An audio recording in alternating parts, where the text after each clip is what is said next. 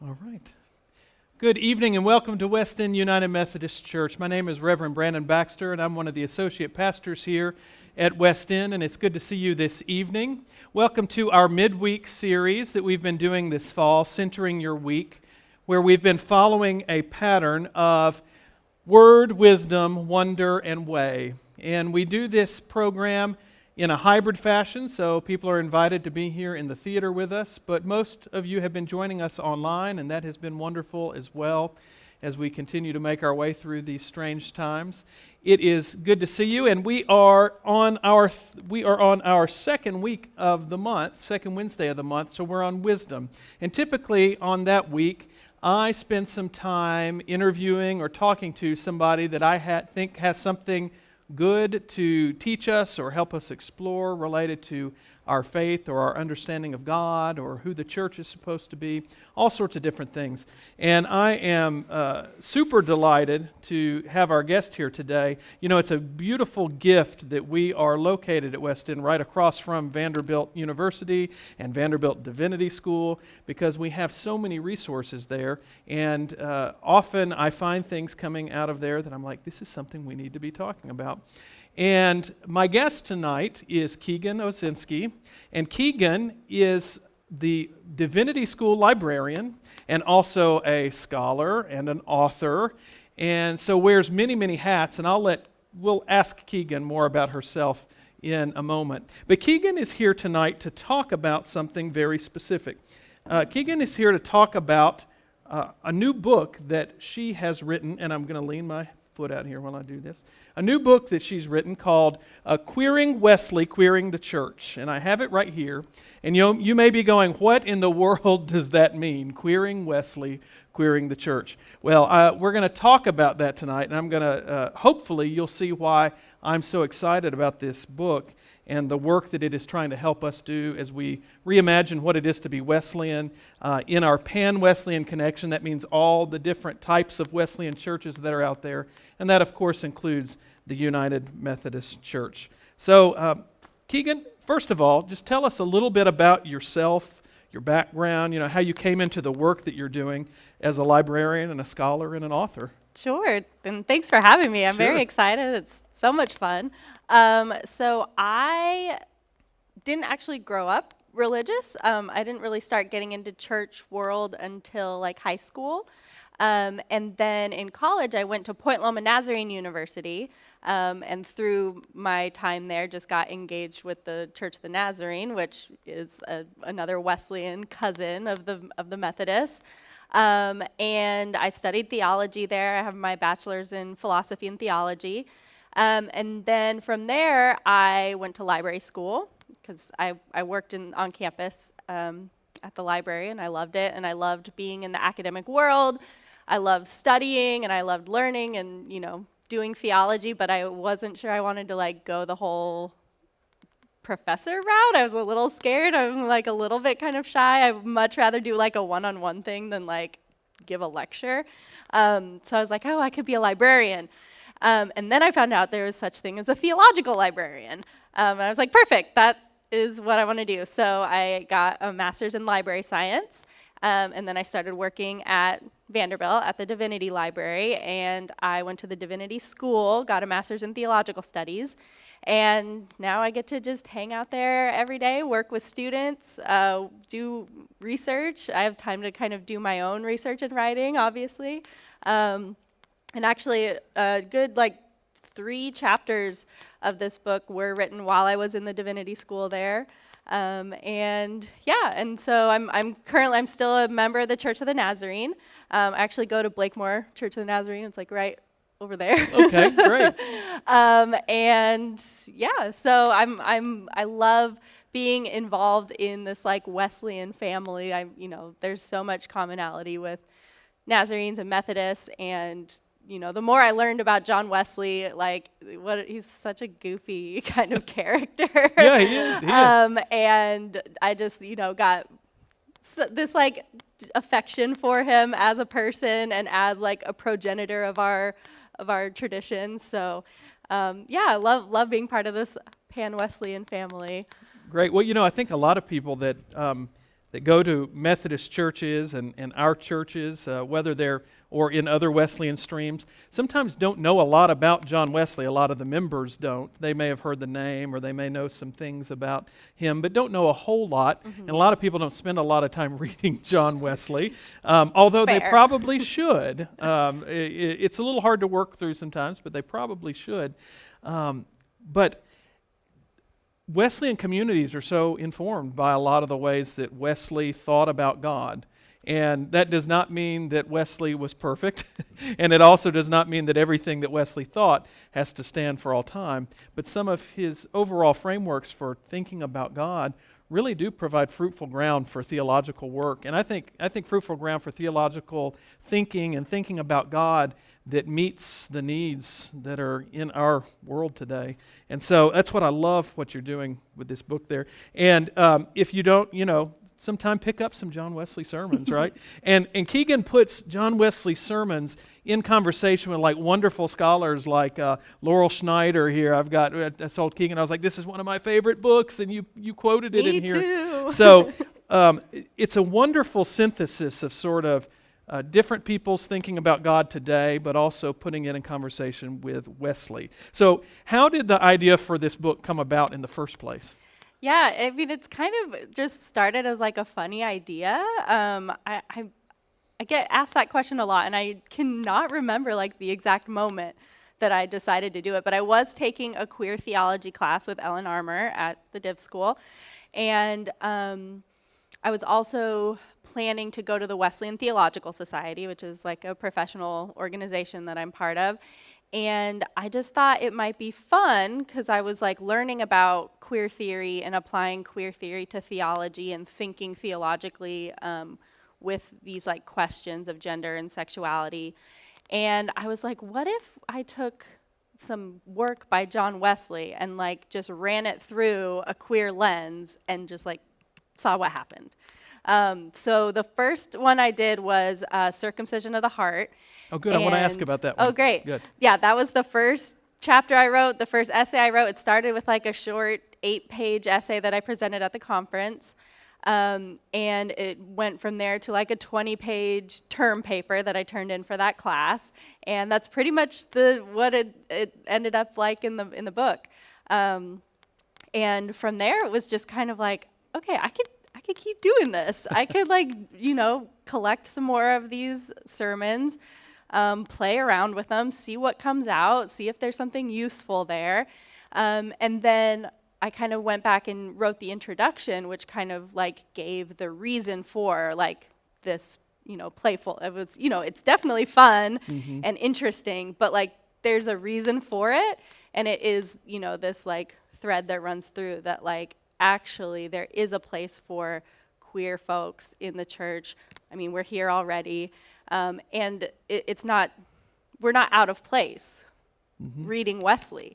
Wesley can work with queer thought, and queer thought can work with Wesleyan thought. And so it just kind of snowballed. And, he has like 70 or 100 or 150 sermons, depending on how you count. And there's only 10 in here. So, you can, anyone wants to try their hand with some more of these sermons, you can do it too. Yeah. Well, can you unpack a little bit of terminology for me first before we get into talking about the book a bit? I know that language changes fast, and usage of language changes fast sometimes, and the word queer throughout history has at times been a pejorative and even a slander, but it's being used differently today, both in cultural contexts and also in academic contexts. And then also there is a discipline now in scholarship of queer theology, of theological scholarship or thinking about God through a queer lens. So can you unpack just for a minute or so that word queer and what it means to do queer theology? Yeah, absolutely. It's a great question, and I make sure to define it on the first page. Yes, you do. I was like, this is really important to the method here of what we're doing. So you're right. Queer has historically been used as a slur against, gay people, gender nonconforming people, but it's recently been kind of reclaimed. But But again, still, it's kind of debated. Not everyone likes it. Not everyone thinks we should be using it. But I think it's fine. I think it's useful.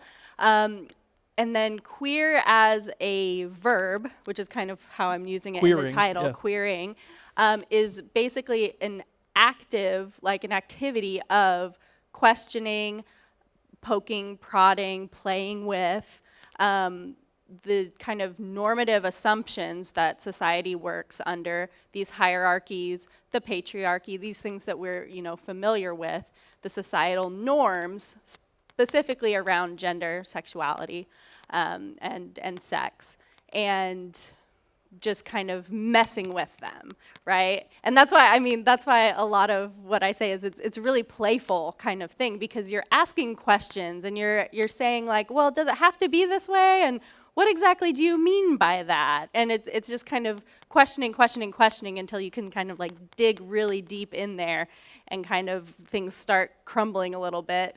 And then you can kind of play with the pieces and see what else you can build with it. Yeah. So.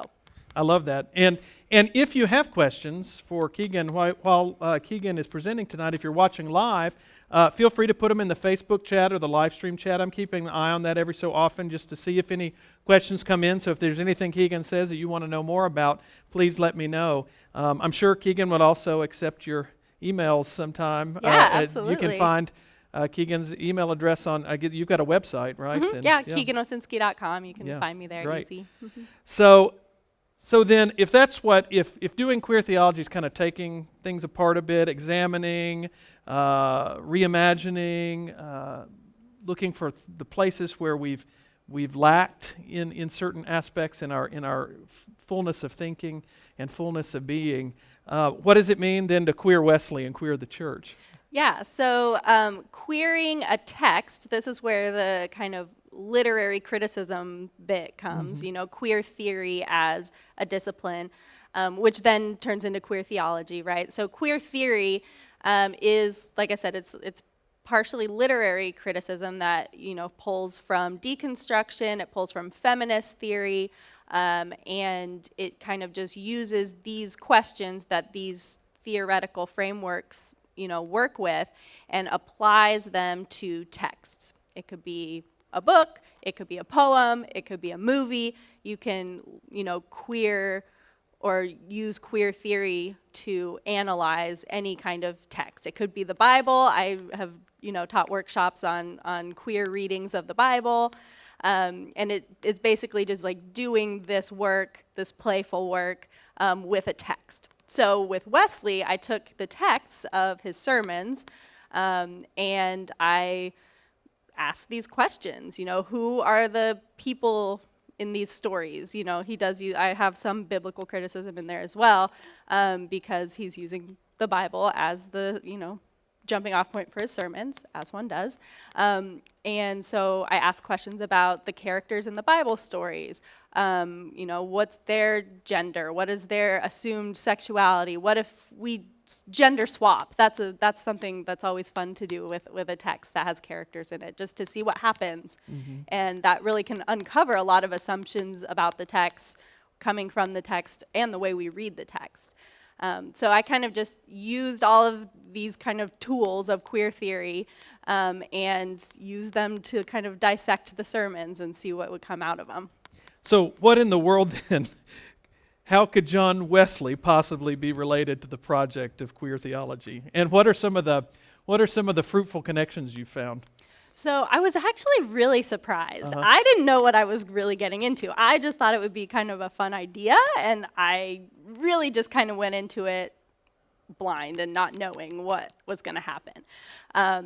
Once I did the first one, though, I was like, okay, this is possible. And then I submitted the proposal to the publisher, like, I want to write this book, and they're like, okay, and I was like, okay, I hope this works, because at that point there were still several that I hadn't even read yet in full. But I was so surprised at how really open his thought is and his work. There's some playfulness in there already. Right. I think a lot of the time we think about John Wesley and Methodism. I mean, it's called Methodism because it's a lot about discipline, structure, like self-interrogation, making sure you're, working toward perfection, right? But actually, and I make a big point of this, when Wesley talks about holiness or Christian perfection, what it really is love. So when we're talking about Christian perfection, we're talking about the perfect love of God and neighbor. We're talking about the mind of Christ in us. And when you think about it that way, it becomes really open, because when you're talking about love, love can take so many different forms, right? Obviously, when you're thinking in terms of gender and sexuality and all kind of the vague and kind of nebulous worlds that can make, but also, just with children or, among friends. There's just so many forms that love can take. And so how can you think about Wesleyan work as limiting if it's all about love? So that was kind of something I kept coming back to, and I always come back to it when I'm talking about Wesley, when I'm talking about holiness, when I'm talking about Christian perfection. At the end of the day, every time I say that, it's actually love. And so that kind of just opens up a lot of doors and makes a lot of space for a lot of interrogation and playfulness. Again, I need to pick a different word. But because love is this kind of really open space, there's just so much that you can do there.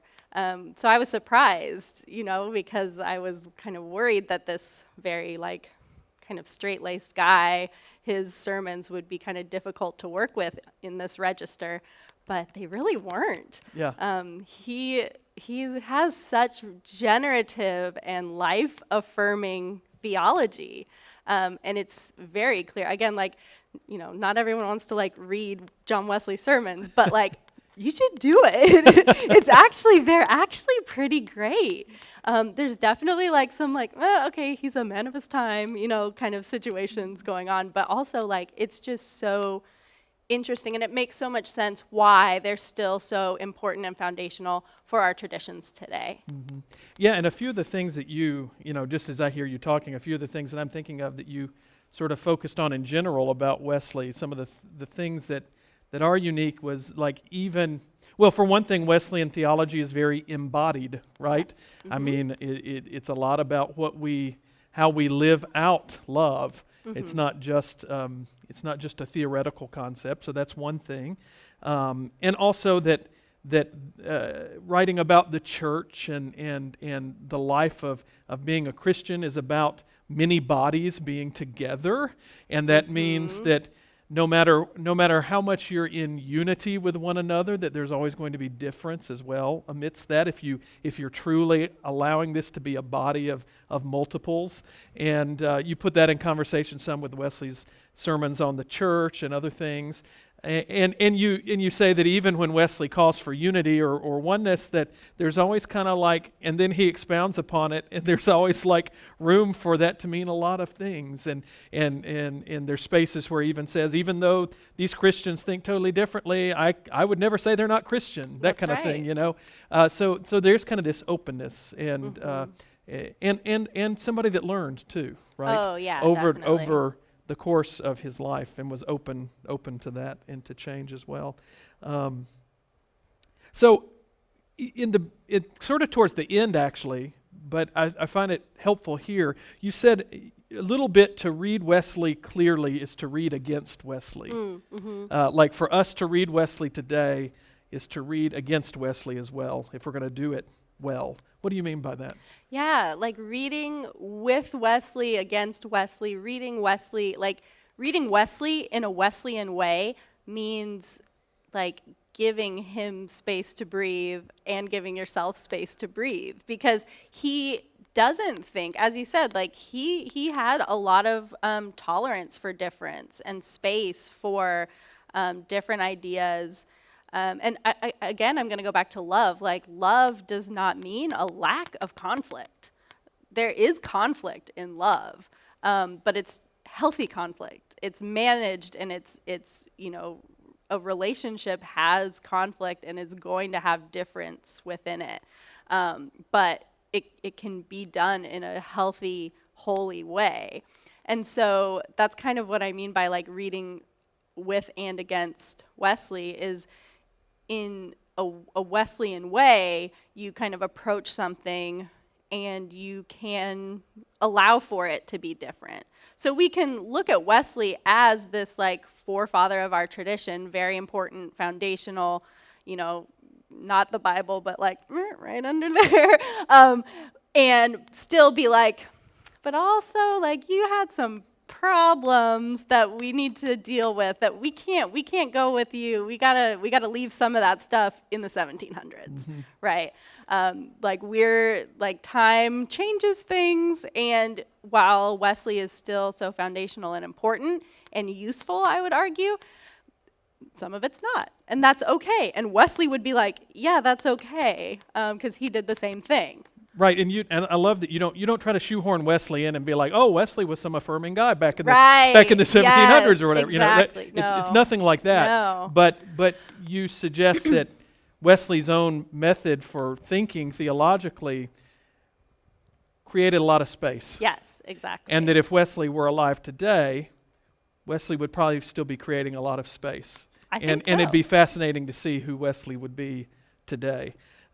So how did you decide what sermons to focus on then? Like, for those of you that have not read John Wesley, he wrote a bunch of sermons. I mean, this one book here that looks pretty thick is just a collection of some that they think are most essential. There are volumes and volumes of John Wesley's sermons, and then he also has many, many other writings, some of which you reference as well. Mm-hmm. So how did you choose which sermons to go with? I looked through them all. I didn't read all of them in full. I'll admit to not doing that. But it's kind of funny. I really, up until the moment I finalized which ones I was going to do for the book, I was kind of like, what is my method? What is my method? How did I choose these? And there's not really a good reason. But so I did write a little note in the introduction about how I picked the sermons. And I kind of made an analogy to kind of the unexpectedness, the surprise of queer desire, and the way that when you know. When you meet someone, there's just oh, okay. You can't really explain that, right? When you just connect with somebody and you're like, okay, there's something here. Mm-hmm. That's basically how I picked the sermon. So you connected to the sermon. Exactly. Yeah. So I went through, I spent a week at Point Loma. I had a fellowship with their Wesleyan center there, and I got to use their library and hang out there on the beach for a week, which was amazing. And I just went through all the volumes of 150 sermons, and I just flipped through them and based on the title, or, I just read a little bit of each of them, and just it was like speed dating. And, just some of them just kind of stuck out to me, and I saw something, I was like, okay, I can work with this. That's basically it. So having done that and having seen what you gravitated toward and what moved you about Wesley and all of that, what are some of the key Wesleyan ideas about God or God's love that you think are especially suited to the time we're in our culture, but also in our churches, especially Wesleyan churches? Of course, I know you're Nazarene. In the United Methodist Church, of course, we may schism around things related to human sexuality. Mm-hmm. So as we're struggling to become more affirming or open up space, maybe is a better way. I love that. I think that's a great way to think. What are some of the key Wesleyan ideas about God and God's love that especially are good for us to hold on to?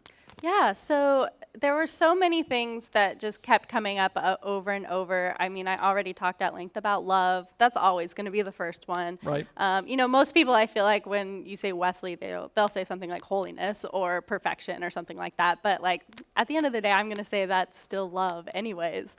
So love, perfect love of God and neighbor is That's the phrase that I always have in my head about Wesley and Wesleyan holiness. You have the new birth. So there's a chapter in there on this idea of new birth that is, it's very evangelical. It's very revival. Like, we're being born again here. Mm-hmm. And, that can be kind of like a scary, kind of like triggering like language for some people. So I reframe it as a kind of coming out, right? And I think that is a really useful thing, like the idea that in Christ we are a new creation. Like, there is this resurrection spirit in queer life. When you're able to be your full self and be embraced as your full self. Like, that is like a Wesleyan kind of thing, I think. There's also, I do think, this idea of Christian perfection. I mean, I'm Nazarene, I am like evangelical in a lot of ways, and so that is still something that is like all throughout Wesleyan. What does it mean to pursue perfection, to pursue holiness as a queer person? Again, it's about pursuing love. It's about pursuing this like hospitality, this charity that Wesley talks about all the time. It's not just about myself. It's about my neighbor. It's about the widow and the orphan. It's about, people who are in poverty, people who are suffering all kinds of injustice. This is Wesleyan stuff. It's in his sermons. Mm-hmm. And it's stuff that we should be concerned about now and thinking about now in our churches as we embrace each other, as we embrace the world. Well, you mentioned holiness, and I told you before we started talking that when I was in Divinity School, I wrote a paper, and I was writing about Wesleyan things and writing about the divisions in our church, and I wanted to talk about holiness, and some people pushed back and said, that is old-fashioned language. You don't need to be using that in your paper. And I said, there is no way to talk about Wesleyanism without using that language. I said, I want to reimagine it, but we've got to do it. So you look at a sermon, and you said it's the first one you wrote, the first chapter you wrote. Circumcision of the heart. Circumcision of the heart, right? Okay. So you wrote, Wesley has this sermon called The Circumcision of the Heart, and he takes this passage from Deuteronomy 10 that talks about having, that has this metaphor of having a circumcised heart as being a sign of holiness. And I love what you do in the chapter because you talk about the fact that in many ways to be circumcised is a queer act. It's a changing of the body away from how someone was born, and it has to do with a body part that has to do with our sex and sexuality as well. And you said then it's even more queer to speak of circumcision of the heart because it's a very strange image, a very strange metaphor. And you said that perhaps holiness can be considered queer. What do you mean by that? Well, so in the same way that, say, circumcision or whatever is like an alteration of the norm, I think you can think about holiness as an alteration of the norm. Certainly, Wesley would think about holiness as being different from the world, set apart as Christians, different from people who are not Christians. And so in that way, if you're set apart, if you're different, going back again to this question of language, like queer, ultimately means like weird, different, not quite right, and which is again why it has had to be reclaimed because, we don't mean weird in a bad way. We just mean it's different from what has been established as the cultural norm. Excuse me. So in the same way, holiness, if the cultural norm is injustice, oppression, hate of your neighbor, greed, holiness is going to be different from the cultural norms there. It's going to be going toward love and care of your neighbor and all of these things that people are like, that's a little queer. Like, yeah. You should be like, out to like get yours and just like, who cares about everyone else? But that's not the way of Jesus. So the way of Jesus is queer. Holiness can be considered kind of queer. You also talk a bit about the queer experience in this chapter to a degree of sort of the notion of, you play around a bit with the wording that Wesley uses sometimes of humility being a part of holiness, and we get that language a lot of being humble in the Bible as well. And I loved what you talked about here. I want to read this little section and get your thoughts on it.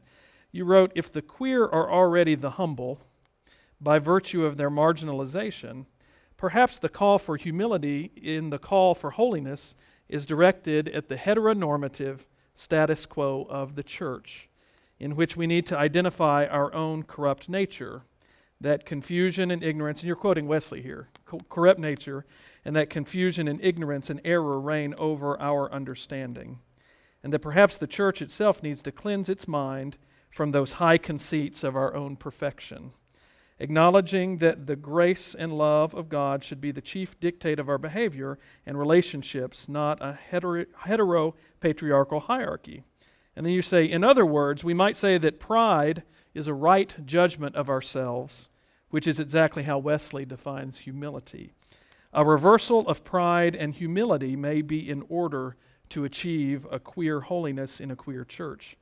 Such a reversal is entirely consistent with, indeed emblematic of, the kingdom of God, in which the exalted are humbled and the humbled are exalted." I love that. Give me your thoughts on this upside down kingdom of God that is a queer thing.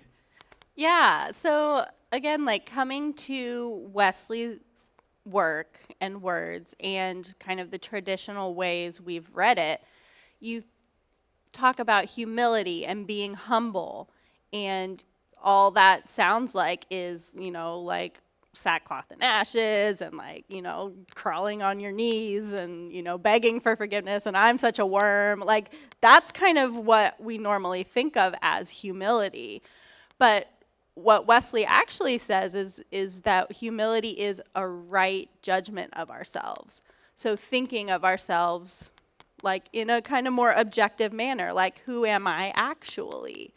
And so for queer folks especially who have been told you're a sinner, you're an abomination, who you are and how you love is wrong, bad, terrible, you're bad, that's not a right judgment of oneself. So in order to be humble, you actually need to bring yourself back up a little bit after you've been crushed for so long. To have a right judgment of yourself means to see yourself as a child of God, beloved, right? Which is very humbling if you've never thought of yourself as a beloved child of God. Yeah, right? Exactly. Yeah. And so it's about having this correct judgment of yourself, not as a worm, but as a whole, beautiful, holy person. And so that might look more like pride, which is why, every summer we have a pride festival, right? And that's what gay pride, how that works. It's not about being I'm a better person because I'm queer or better than a heterosexual person or something like that. It's just having a right judgment of myself as good and whole just because I am who I am. It's just a right judgment rather than this wrong judgment that honestly the church is usually so guilty of putting on other people. Right. And so maybe it's the church that needs to be humble in a different way. Right. Yeah. The church, and it's kind of the way that it follows the societal norms of this heteropatriarchy. It needs to have a right judgment of itself, which means you do maybe need to come down a couple notches and see that is not the end all be all of the Christian life, of any life, having a perfect heterosexual marriage and children and this nuclear family. That's not the end all be all. That's a societal norm that we need to kind of think correctly about and have humility about and think that's fine, that's good, but that's not the only good, and that's not what everyone is called to do. Mm-hmm. Yeah. Wow. So then, grace. I want to ask you a bit about grace, too, because I think grace is another, especially, in Wesleyan circles, we talk about Wesley thinking about grace in three ways. Prevenient, meaning grace that comes before we even know about God, love that comes to us. It's really that the love you were talking about, the love that embraces us before we even embrace it. We talk about justifying grace, kind of grace that helps bring us into right relationship with God, which would also hopefully bring us into right relationship with ourselves and our understanding of ourselves. And then this thing of perfection that you mentioned, or sanctification, grace that helps us move along and become more of who God would have us be. And you talk about grace and freedom, and you talk a little bit about how Wesley speaks about those. How does Wesley kind of approach, in your way of thinking, in your research and putting this in conversation with queer theology, how does Wesley speak of grace and freedom? And how does queerness kind of open a space beyond some of the ways we might think about God and the ways that people were trying to think about God in Wesley's day, like predestination, predetermination, God knows everything, controls everything, has his power over us all, so we have no escape, all that kind of stuff. Where does grace and freedom come into play for Wesley, and how is that fruitful for the work you're doing? Yeah, so you bring up this kind of debate about predestination that Wesley had with the Calvinists of the time, especially his frenemy George Whitefield. And the way that he thinks about grace in relationship to especially predestination is that God's grace is not coercive. It is a gift, and we are kind of free to do with it what we will. And so, again, this will also relate really closely with love in the same way that love is not coercive. You know, you can't force somebody to love you back, which is kind of his argument about predestination. It's like, you know, you don't have a choice in the matter. If you're one of the elect, you're loving God or else. Right. Excuse me. So, grace allows this freedom in love specifically that is realistic, I think.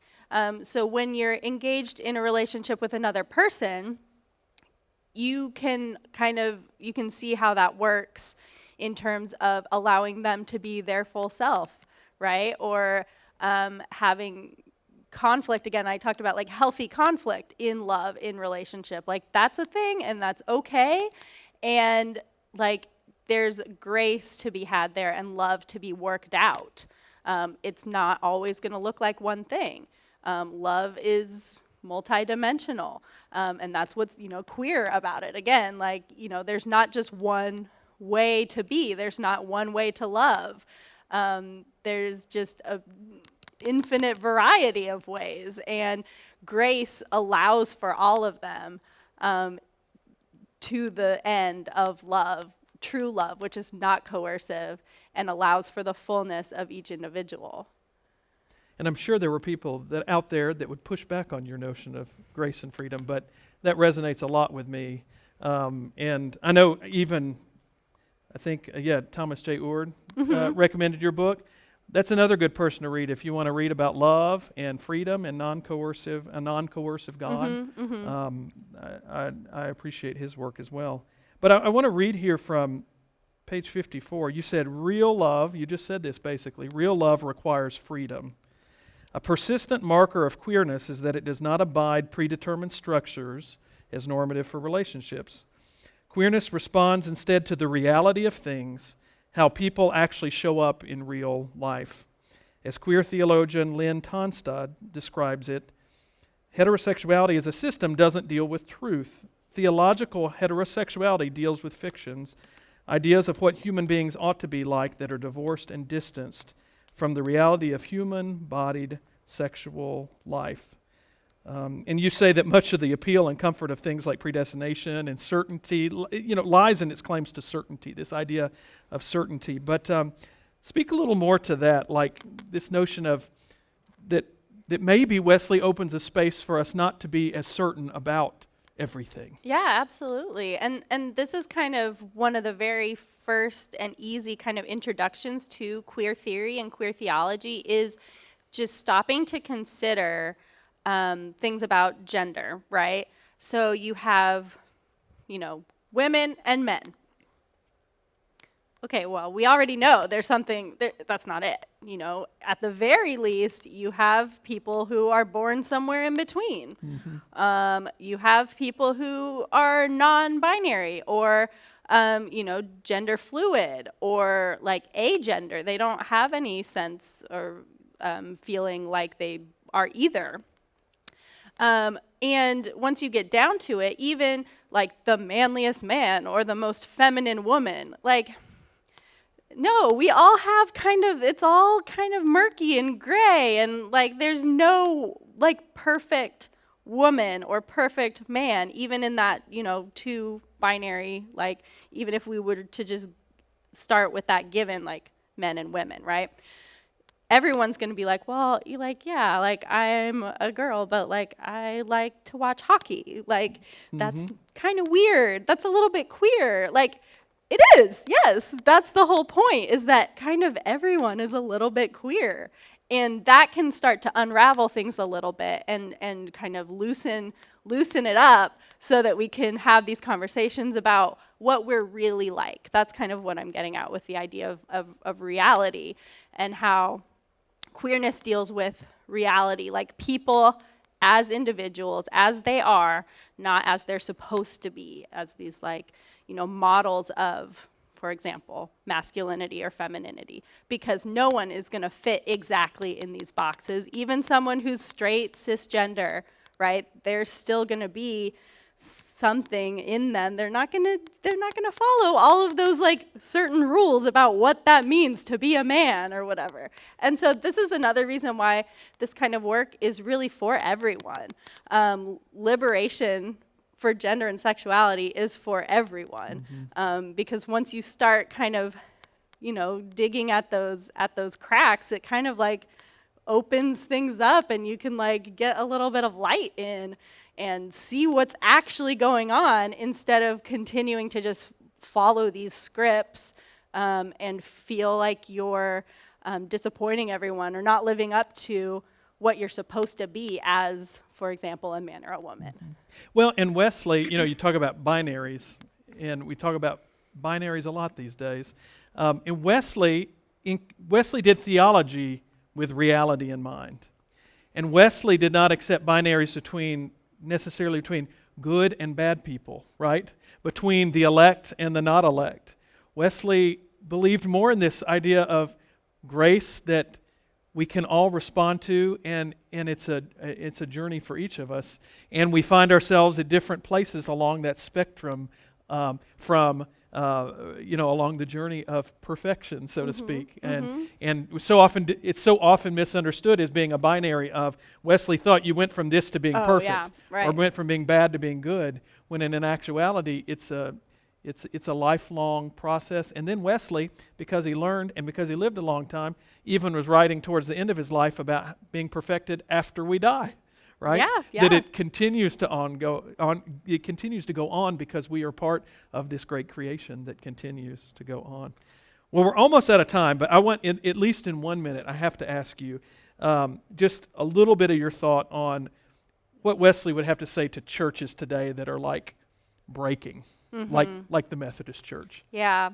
I mean, honestly, I think he probably would say that like we're missing the important things, right? Again, like he's always going to be about perfect love of God and neighbor. He's caring about the injustices of the world. He's caring for the actual material needs of people and their bodies. And his first and last and always goal is going to be love. The kind of love that God has for us, the kind of love that we see in Jesus. And so I really think, that love involves conflict sometimes. Blessings on y'all. It's so hard to figure out how to navigate that. But that's kind of what I'm talking about in here. Like, it's real, it's hard, it takes work. And you just have to try to like make sure that love and care and, justice and holiness are the goals at the end of the day.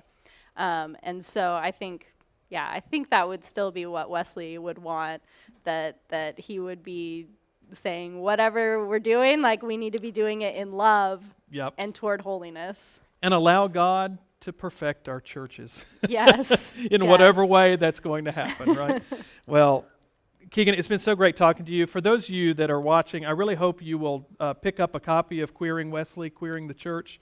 We're going to get a copy for our church library as well, so we'll have one down there as well if you want to check it out. And you can always borrow my copy if you want to, if you don't mind reading highlights, because I'm a highlighter.